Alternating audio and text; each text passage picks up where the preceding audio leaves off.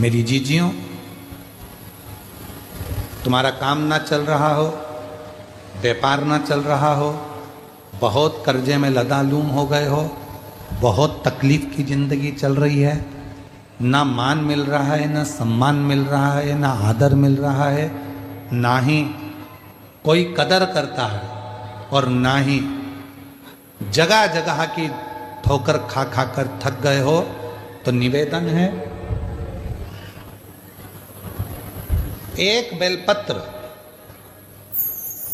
एक कनेर का फूल, एक दुर्वा, एक चावल का दाना, और वो चावल का दाना भी लाल चंदन में भींगा हुआ।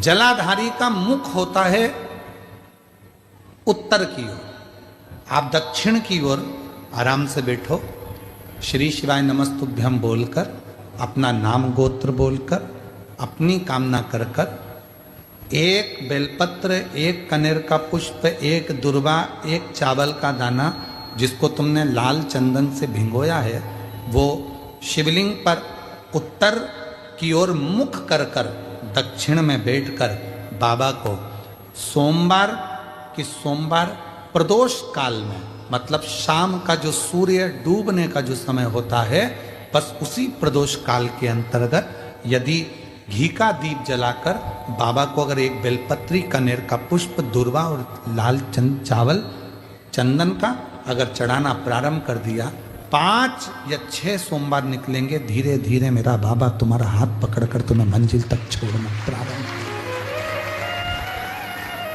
नहीं चल रहा व्यापार, नहीं चल रही फैक्ट्री, नहीं चल रही दुकान, बहुत तकलीफ की जिंदगी है, कोई पैसे खाकर भाग गया, नहीं दे रहा, कर्जे में डूब गए, तकलीफ में आ गए, कैसी भी समस्या है उसमें शिव की शरणागति आपको सुख देगी।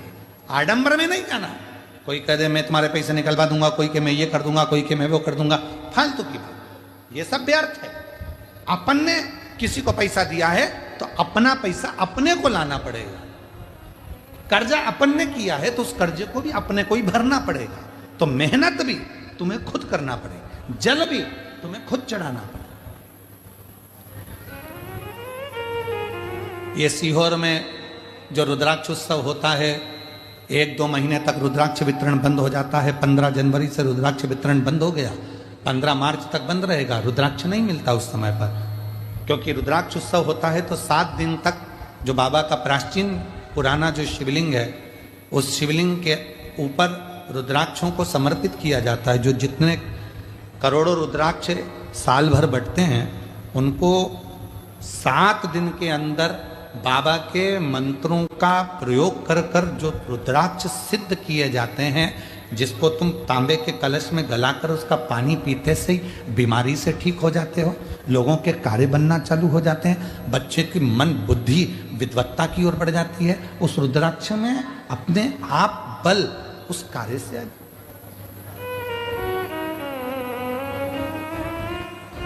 बाबा का जो प्राचीन शिवलिंग है उसका दर्शन तो खैर आप लोगों को नहीं होता है, पर जो अंदर बाबा का जो प्राचीन भाव है उस पर उस जहाँ हम लोग दीपावली के दूसरे दिन जो खजाना बंटता है वहाँ वो वहीं चढ़कर वहीं का खजाना दिया, वहीं का खजाना चढ़कर फिर दिया पूरी। और सीहोर का रुद्राक्ष किसी बाजार में नहीं बेचा जाता। कुबरेश्वर धाम का रुद्राक्ष केवल कुबरेश्वर धाम पर मिलता है, उसका ना तो कोरियर होता है, ना उसको बेचा जाता है, ना कहीं बाहर उसको लेकर जाया जाता है। हम भी उसको साथ में लेकर किसी को देने के लिए नहीं लेकर जाते, हम भी साथ में लेकर देने के लिए नहीं लेकर। सीहोर का रुद्राक्ष, कुबरेश्वर धाम का रुद्राक्ष, कुबरेश्वर धाम से निशुल्क सुबह 10 बजे से शाम को 5 बजे तक मिलता है, पर अभी बंद है मिलना, 15 मार्च के बाद फिर चालू हो जाए। वो वहीं प्राप्त होता है, बाबा से हाथ पसार कर लाया जाता है, विनय करी जाती, विनती करी जाती है, फिर वो अपना असर देता है। कोई तुमसे कह दे कि मेरे पास में शिवजी ने नाम रखा है मां पार्वती का चंद्र घंटा, कब? जब भोलेनाथ माता पार्वती को विवाह कर कर लेकर आए,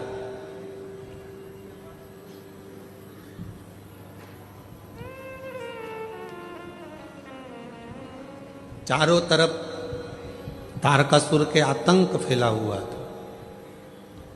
आप लोग तो गुजरात के रहने वाले हो, तो माता रानी के नामों का व्याख्यान तो आप जितना अच्छा कर सकते हो हम तो बहुत कम कर पाएंगे, क्योंकि गुजरात तो पूरा माँ जगत जननी जगदम्बा अम्बा भवानी का एक आनंदमय स्थल है गुजरात। तो आप लोगों को तो ज्यादा मालूम होगा कि माँ चंद्रघंटा का नाम चंद्रघंटा कैसे पड़ा। चारों तरफ तारकासुर के असुरों का आतंक फैला और शिवजी पार्वती जी के साथ विवाह कर लिए, और विवाह कर कर बाबा भोलेनाथ पार्वती जी को लेकर जब कैलाश पर पहुंचे,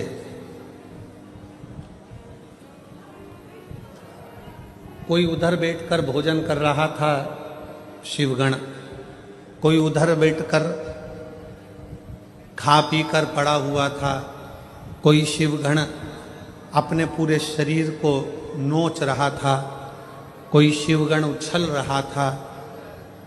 पूरे कैलाश पर भगवान शंकर के गणों ने अपना पूरा जमा कर रखा था, आड़ा टेढ़ा। कुछ बर्तन उधर पड़े हैं, सोने का उधर पड़ा है, आसन उधर पड़ा है, सब सामान यहाँ वहाँ पड़ा था। और भोजन भी कोई एक गण लेकर आता या बनाता तो सब आपस में झगड़ा कर कर उस भोजन को ग्रहण कर।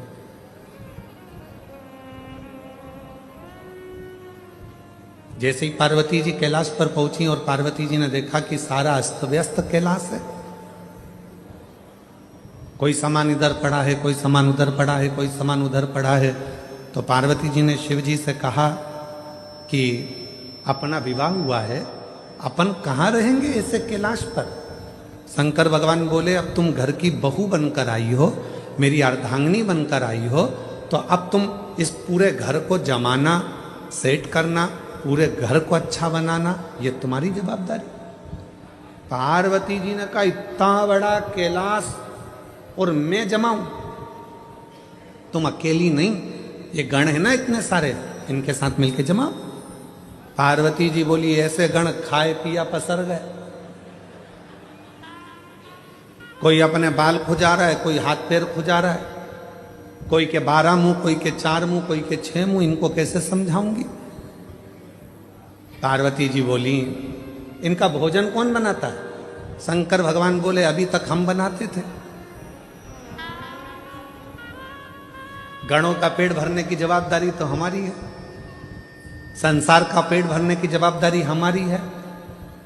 संसार पृथ्वी पर जितने भी जीव जन्म लेते हैं उनके पेट भरने की जवाबदारी हमारी है। पर अब आज से तुम हमारे साथ शादी कर कर आ गई हो, ये सारी जवाबदारी हमारी खत्म हो गई। आज से पेट भरने की जवाबदारी तुम्हारी है, तुम अन्नपूर्णा बन जाओ और सबका पेट भरो।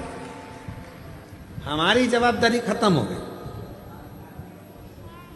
बहू सोचे कि ये सामान कौन जमाएगा, सास जिठानी की देवरानी। अब तुम ब्याह कर कर आ गई हो, तुम जमा।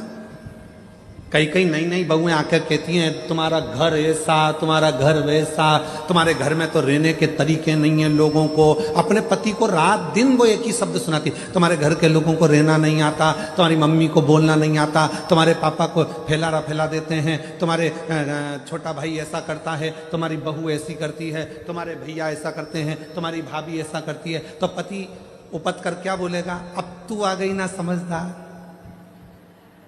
तू संभाल, बात खत्म।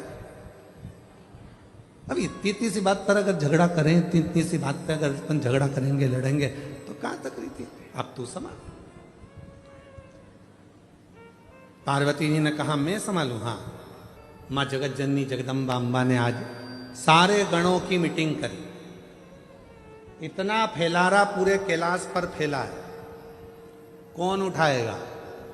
एक एक करके सारे गण खसक गए।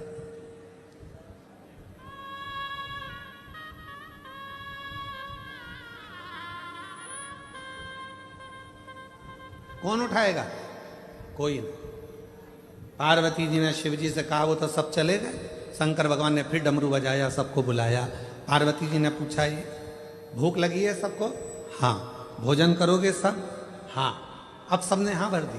पार्वती जी बोली मैं भोजन बना रही हूं, जितनी देर में खाना बनाऊं भोजन बनाऊं उतनी देर में पूरा कैलाश सेट हो जाना चाहिए, जम जाना चाहिए, और जो जमा कर आएगा सबसे पहले भोजन उसी को मिल जाएगा। जाओ। सब पहुंच गए, सब ने सामान जमाना प्रारंभ कर दिया। कोई झाड़ू लगाए, कोई बुआरी लगाए, कोई तोरण बांधे, कोई मंडप बांधे, कोई कुछ करे, कोई कुछ करे, सब करे। एक गण आया, मां भोजन।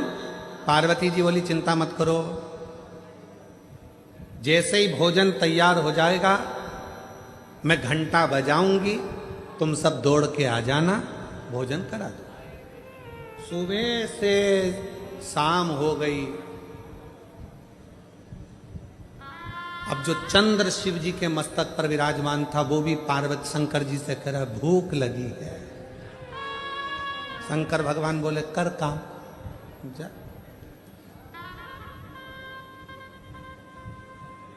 जाओ। रात्रि होने लगी, चंद्र पुकारने लगा, मां भोजन दीजिए। अब तो पूरा घर जम चुका है। तब पार्वती जी ने देखा कि पूरा कैलाश जम चुका था। तब पार्वती जी ने चंद्र की साक्षी में चंद्र को शिव जी से अपने मस्तक पर रखकर घंटे का नाद करा। शिव जी ने मां पार्वती का नाम चंद्र घंटा रख दिया। उसी पल, उसी घड़ी, उसी क्षण शिव ने कहा पार्वती आज तुमने पूरे कैलाश को सेट कर कर जमा कर उनका भरण पोषण किया है।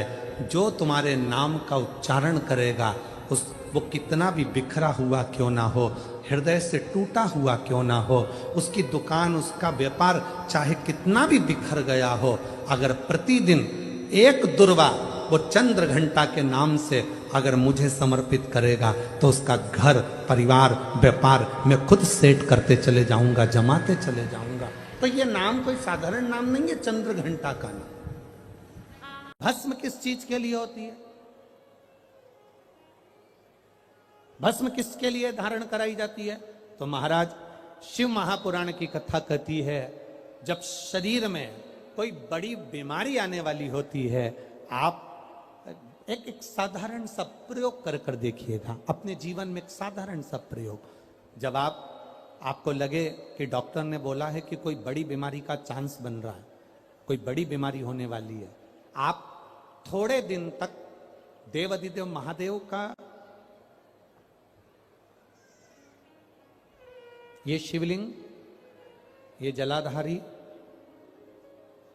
ये जहां से जल बहता है, गणेश जी का स्थान, कार्तिकेय जी का स्थान, बीच में एक मोटी सी लाइन अशोक सुंदरी, शिवलिंग जो शिवलिंग रखा है, जो जलाधारी है वो मां पार्वती जी का हस्तकमल, ऊपर से एक एक बूंद जो पानी गिर रहा है, जिस कमंडल में से, जिस जलाधारी में से जल गिर रहा है, वहां शंकर भगवान की 5 बेटियां जया, विषहरा, शामली बारी, दौतली और देव, ये भगवान शिव की 5 बेटी। जब आपको लग रहा है कि मेरी जांच होने जा रही है, जब आपको लग रहा है कि मुझे डॉक्टर को दिखाने जा रहे हैं, मुझे लग रहा है कि कोई बड़ी बीमारी ना निकल जाए, अल्ट्रासाउंड करा रहे हैं, एक्सरे करा रहे हैं, उससे पहले घर में अगर थोड़ी सी भस्म रखी है, उस भस्म को जब आप जल चढ़ाने के लिए शिव जी के मंदिर में जाओ, हॉस्पिटल में दिखाने के लिए जांच कराने जाओ, उससे पहले एक काम जरूर करना, शंकर भगवान का जहां शिवलिंग रखा है उस शिवलिंग के पास में भस्म का लेपन कर कर देवाधिदेव महादेव पर 1 लोटा जल समर्पित कर कर उसी भस्म को अपने कलेजे पर, अपने हृदय पर लगाकर देवाधिदेव महादेव का पंचाक्षर मंत्र नमः शिवाय, षडाक्षर मंत्र ओम नमः शिवाय या श्री शिवाय नमस्तुभ्यम बोलकर फिर आप जांच के लिए चले जाओ। कोई बड़ी बीमारी तुम्हारी जिंदगी में निकल ही नहीं सकती। भस्म भस्म हो। भस्म का काम क्या? हमारे रोग को, हमारी बीमारी को, हमारे आने वाले जो रोग हैं, जो बीमारी है, जो तकलीफ है, उसको समाप्त करती है। भस्म का प्रयोग। जिसकी फैक्ट्री नहीं चल रही हो, फैक्ट्री में बार बार कुछ तकलीफ आ रही हो, गाड़ियां नहीं चल रही हो, 4 व्हीलर गाड़ियां ले रखी हैं, कभी ट्रक गड़बड़ हो रहा है, कभी ट्रक में ये हो रहा है, कभी गाड़ी में ये हो रहा है, कभी बस में ये हो रहा है, बस एक काम करना, दुर्वा का थोड़ा सा भाग लेकर पानी के लोटे में उसको डालकर 5 अक्षत के दाने उसको पटक कर उस गाड़ी के अंदर उस कलश को रख दो, बस आधे घंटे के लिए, और उस पानी को चक्के के चारों तरफ डालते डालते जाइए दुर्वा के साथ में, तकलीफ नहीं देगा। फैक्ट्री का भी यही प्रमाण है। दुर्वा में वो अमृत तत्व छुपा है जिसका सुख आनंद दे जाता है।